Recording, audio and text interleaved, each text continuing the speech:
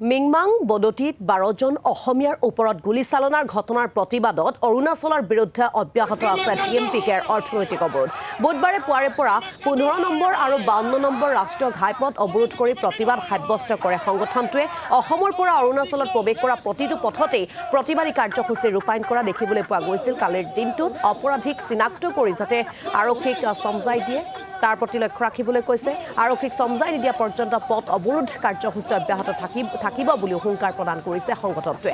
ইফালে অৰুণাচলৰ ছাত্ৰ সংগঠনেৰে হোৱা বৈঠকত সকলোকে শান্তি শৃংখলা অটুট ৰাখিবলৈ আহ্বান জনায় অৰুণাচলৰ মুখ্যমন্ত্ৰী পেমা খাণ্ডুৱে। ধেমাজিত অসম চৰকাৰৰ মন্ত্ৰীমণ্ডলীৰ সৈতে টিএমপিকেৰ হ'ব বৈঠকত উপস্থিত থাকিব সীমান্ত উন্নয়ন মন্ত্ৰী অতুল বৰা আৰু শিক্ষামন্ত্ৰী ৰণোজ পেগু। আৰু বুবুল হাজৰিকা ফোনযোগে সংযুক্ত হৈছে। বুবুল, আমি জানিব বিচাৰিছোঁ আজি যিহেতু মন্ত্ৰী অতুল বৰাৰ সৈতেও আলোচনাত বহিব টিএমপিকে, হয়তো যিটো বিষয় আচলতে অৰুণাচল প্ৰদেশৰ চৰকাৰৰ সৈতে অসম চৰকাৰৰ যি বিষয় মীমাংসাৰ বিষয়ে তেওঁলোকে দাবী উত্থাপন কৰি আছে আৰু যাতে দোষীক কঠোৰৰ পৰা কঠোৰতম শাস্তি বিহে তাৰ প্ৰতিও দাবী উত্থাপন কৰা দেখিবলৈ পোৱা গৈছে। গতিকে আজি যি বৈঠক অনুষ্ঠিত হ'ব, বৈঠকত কেইবাটাও গুৰুত্বপূৰ্ণ আলোচনা হোৱাৰ সম্ভাৱনা আছে। বুবুল হাজৰিকা। নিশ্চয়কৈ আজি এখন অতি গুৰুত্বপূৰ্ণ বৈঠক অনুষ্ঠিত হ'ব ধেমাজি আৱৰ্ত ভৱনত। ইয়াত উপস্থিত থাকিব ধেমাজিৰ বিধায়ক তথা শিক্ষামন্ত্ৰী ডক্টৰ ৰণোজ পেগু আৰু লগতে সীমান্ত উন্নয়ন মন্ত্ৰী অতুল বৰা উপস্থিত থাকিব। কাৰণ বিগত সময়ছোৱাত দেখিবলৈ পোৱা গ'ল যোৱা 10 তাৰিখে যি এটা ঘটনা সংঘটিত হ'ল অৰুণাচলৰ সীমা বস্তিত অসমীয়া গাঁৱৰ লোকৰ মিংমাং বদতিৰ লোকসকলক উপৰ্যুপৰি যি গুলীচালনা কৰিলে তাত 12জনকৈ লোক আহত হ'ল আৰু কেইবাজনো এতিয়াও চিকিৎসালয়ত থাকিবলগীয়া হৈছে। গতিকে এই ঘটনাটো এটা ন্যায়িক তদন্তৰ দাবী কৰিছিল টিএমপিকে ফালৰ পৰা মিচিং ছাত্ৰ সংগঠন আৰু বিভিন্ন দল সংগঠনে ইয়াৰ একোটা দাবী উত্থাপন কৰিছে যে অৰুণাচলী লোকসকলে বিনা দ্বিধাই তেওঁলোকে হাতত মৰণাস্ত্ৰ লৈ এনেধৰণে বিগত সময়ছোৱাত বিভিন্ন ধৰণৰ ঘটনা সংঘটিত কৰি আহিছে। সীমান্তত ভয় ভাবুকি তেওঁলোকে প্ৰদান কৰি আহে অসমীয়া লোকসকল যিসকল সীমান্তত বসবাস কৰিছে।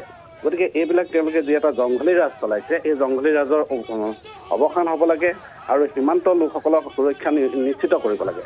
এনেধৰণৰ দাবীত কালিৰ দিনটোত দেখিলোঁ পুৱা 5 বজাৰ পৰা অৰ্থনৈতিক অৱৰোধ হ'ল, সন্ধিয়া 5 বজালৈকে হ'ল আৰু নিশাৰ ভাগতো তেওঁলোকে অৱৰোধ অব্যাহত ৰাখিছিল।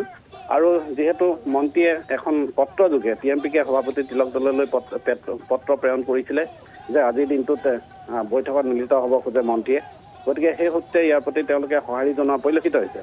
আৰু একে সময়তে আন এটা বিষয় আমি মন কৰিলোঁ যে দিল্লীত তিলক দলে যিগৰাকী টিএমপিকে সভাপতি তেওঁ অৰুণাচলৰ সাংসদ তাপিৰ গাঁৱক নিজৰ বাসভৱনত লগ কৰিছিলে, সাক্ষাৎ কৰিছিলে আৰু সমগ্ৰ বিষয়টো তেওঁ অৱগত কৰিছিল। আৰু তাপিৰ গাঁৱে সেই সময়ছোৱাত আশ্বাস দিছিল যে সকলো ধৰণৰ ন্যায়িক ব্যৱস্থা অৰুণাচল চৰকাৰৰ ফালৰ পৰা আশ্বাস প্ৰদান কৰিছে আৰু যিসকল দোষী এগৰাকী উপ আৰক্ষী অধীক্ষক আৰু এগৰাকী পৰিদৰ্শক পৰ্যায়ৰ আৰক্ষী বিষয়াই এই গুলীচালনা ঘটনাৰ লগত জড়িত হৈ আছিল অৰুণাচলত, তেওঁলোকৰ ওপৰত বিহিত ব্যৱস্থা গ্ৰহণ কৰাৰ আশ্বাস প্ৰদান কৰিছিল। আৰু একে সময়তে ইটানগৰতো গালো ষ্টুডেণ্ট ইউনিয়ন, গালো ৱেলফেয়াৰ ছ'চাইটি আৰু অল অৰুণাচল প্ৰদেশ ষ্টুডেণ্ট ইউনিয়নৰ লগত মুখ্যমন্ত্ৰী পেমা খাণ্ডুৱে এখন বৈঠকৰ আহ্বান কৰিছিল আৰু তাত সীমান্তত যিখিনি ঘটনা সংঘটিত হৈছে এই ঘটনাৰ ওপৰত পৰ্যালোচনা কৰিছিল আৰু যাতে এনেধৰণৰ অপ্ৰীতিকৰ ঘটনা নহয় তাৰ বাবে সকলো পক্ষকে সংযমতা অৱলম্বন কৰিবলৈ মুখ্যমন্ত্ৰীয়ে আহ্বান জনাইছে পেমা খাণ্ডুৱে।